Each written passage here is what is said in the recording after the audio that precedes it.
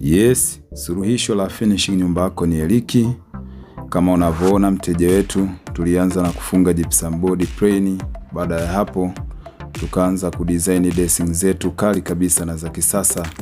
Hii ni living room guys, kama unavyoona. Ile ya awali ni dining room, lakini kwenye corridor mteja wetu alipendelea kubaki plain.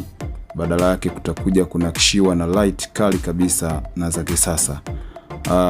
Wateja wetu hatukuishia hapo, tukaja tukaendelea na kufanya skimming ya ndani kote, lakini pia tukaja tukaendelea na kupiga rangi za magrill ya madirisha pamoja na mageti, ambao mteja wetu alichagua rangi aina ya Escort Grey kampuni ya Plascon kama unavyoona.